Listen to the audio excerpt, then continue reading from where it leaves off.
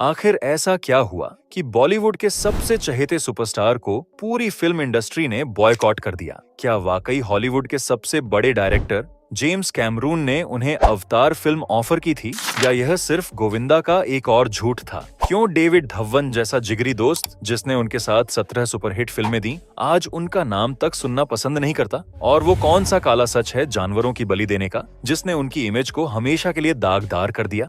गोविंदा का टैलेंट जितना बड़ा था, उनका अनप्रोफेशनल रवैया उससे भी ज्यादा खतरनाक था। 90 के दशक में गोविंदा की लेट लतीफी के किस्से पूरी इंडस्ट्री में मशहूर थे। जरा सोचिए, प्रोड्यूसर का लाखों रुपया लगा है, पूरी यूनिट विदेश में बैठी है, कैमरा तैयार है, लेकिन हीरो का कोई अता पता नहीं है। कई डायरेक्टर्स ने बताया है कि गोविंदा सेट पर 8 से 12 घंटे लेट आया करते थे। एक मशहूर किस्सा है जब ad film maker Prahlad Kakkar के सेट पर गोविंदा पूरे एक दिन बाद पहुंचे। जब उनसे पूछा गया कि आप तो कल आने वाले थे, तो गोविंदा ने बड़ी बेपरवाही से जवाब दिया, एक दिन में क्या फर्क पड़ता है। ये एटीट्यूड उस समय तो चल गया क्योंकि उनकी फिल्में हिट हो रही थीं, लेकिन इंडस्ट्री के लोग अंदर ही अंदर उनसे चिढ़ने लगे थे। गोविंदा अपनी इस गलती को मानने के बजाय इसके पीछे एक अजीब दलील देते थे। वो कहते थे कि जब तक मेरे सुरताल सही नहीं हो जाते, यानी मेरी ट्यूनिंग नहीं जमती, मैं सेट पर नहीं जाता। उन्हें में लगता था कि वो इंडस्ट्री पर एहसान कर रहे हैं। उन्हें यह गलतफहमी हो गई थी कि इंडस्ट्री उनके बिना नहीं चल सकती,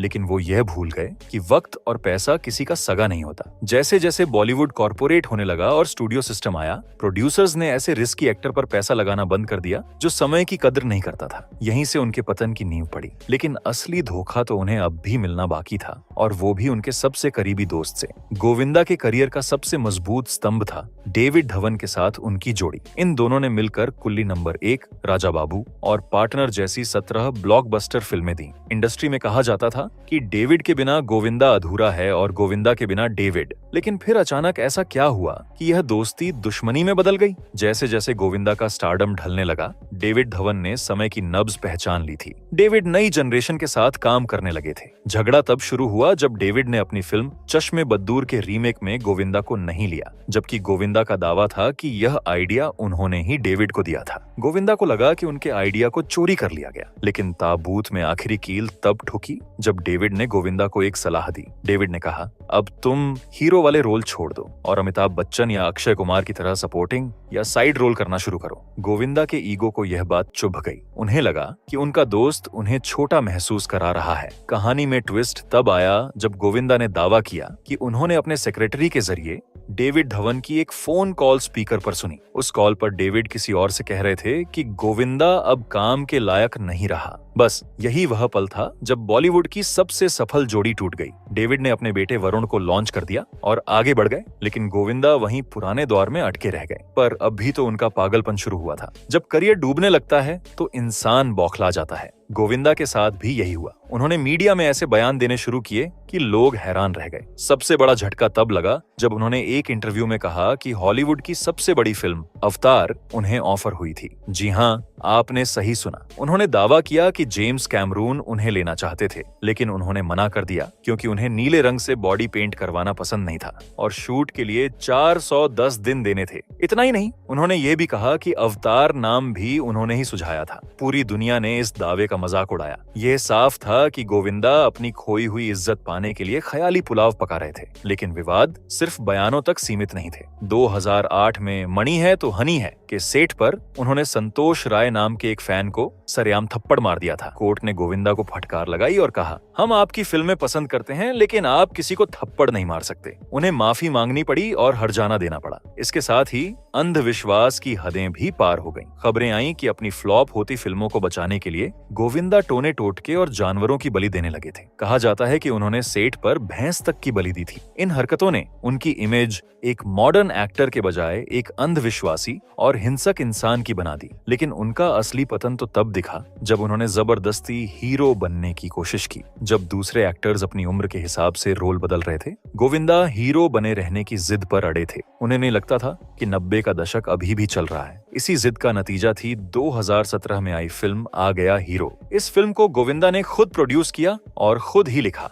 लेकिन जब यह रिलीज हुई तो इसे देखकर लोगों ने अपना सिर पीट लिया। फिल्म की क्वालिटी इतनी खराब थी कि क्रिटिक्स ने कहा, ऐसा लग रहा है जैसे यह फिल्म किसी मोबाइल फोन से शूट की गई है और स्क्रिप्ट किसी बच्चे ने लिखी है। इस फिल्म ने बॉक्स एंड ऑफिस पर पानी तक नहीं मांगा और यह एक डिजास्टर साबित हुई। इसके बाद फ्राइडे और रंगीला राजा जैसी फिल्में आईं। रंगीला राजा को तो पहले ही दिन दर्शकों ने नकार दिया। इन फिल्मों ने यह साबित कर दिया कि दर्शक अब उस पुराने, लाउड और ओवर एक्टिंग वाले गोविंदा को नहीं देखना चाहते। जहां अमिताभ बच्चन पीकू जैसी फिल्में कर रहे थे और अनिल कपूर दिल धड़कने 2 में पिता का रोल निभा रहे थे, गोविंदा अभी भी जवान लड़कियों के साथ पेड़ों के पीछे नाचने की कोशिश कर रहे थे। यह बॉक्स ऑन ऑफिस कलेक्शन का सन्नाटा गोविंदा को यह चीख चीख कर बता रहा था कि समय बदल चुका है। लेकिन गोविंदा अपने कानों पर हाथ रखे बैठे थे। उन्होंने अपनी सारी जमा पूंजी इन बेकार फिल्मों में लगा दी, जिससे न सिर्फ उनका पैसा डूबा बल्कि बची कुची इज्जत भी मिट्टी में मिल गई। और जब फिल्में नहीं चली तो उन्होंने सोशल मीडिया का सहारा लिया, लेकिन वहां तो और भी बुरा हाल हुआ। जब फिल्मों के दरवाजे बंद हो गए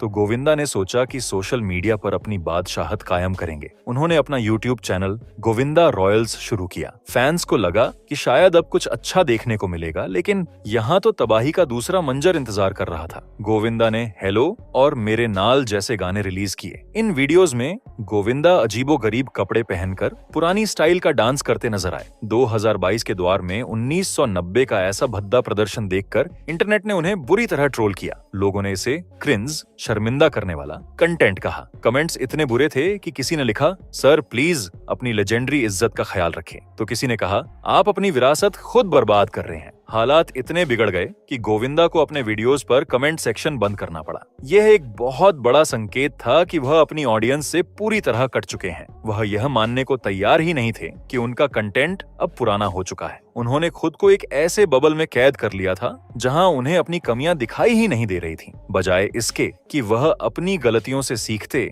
वह और ज्यादा जिद्दी होते गए और एक के बाद एक ऐसी चीजें करते गए जो उन्हें हीरो से मजाक का पात्र बनाती गई। आज गोविंदा के पास पैसे की कमी नहीं है। उनके पास जुहू में बड़ा बंगला है और करोड़ों की प्रॉपर्टी है, लेकिन एक कलाकार के लिए सबसे बड़ी दौलत होती है रेलेवेंस, यानी प्रासंगिकता, जिसे वो पूरी तरह खो चुके हैं। प्रतापगढ़ के उस स्कूल में नाचते हुए गोविंदा को देखकर हमें यह सबक मिलता है कि सिर्फ टैलेंट होना काफी नहीं है। गोविंदा के पास टैलेंट का भंडार था, शायद आज के कई सुपरस्टार से ज्यादा। उनकी कॉमिक टाइमिंग और डांस का कोई मुकाबला नहीं था, लेकिन उनके पास डिसिप्लिन नहीं था। उनके पास समय के साथ बदलने की समझ नहीं थी। अमिताभ बच्चन गिरे लेकिन संभल गए क्योंकि उन्होंने अपनी उम्र को स्वीकार किया। शाहरुख खान ने खुद को बदला, लेकिन गोविंदा, मैं तो रास्ते से जा रहा था पर ही अटक गए। उनका पतन हमें सिखाता है कि सफलता सिर पर नहीं चढ़नी चाहिए। जब आप ये सोचने लगते हैं कि आप ही इंडस्ट्री हैं, तभी आपका अंत शुरू हो जाता है। गोविंदा का करियर एक ट्रेजेडी है, एक ऐसे राजा की कहानी जिसने अपना महल अपनी ही जिद, घमंड और बड़बोलेपन की ईंटों से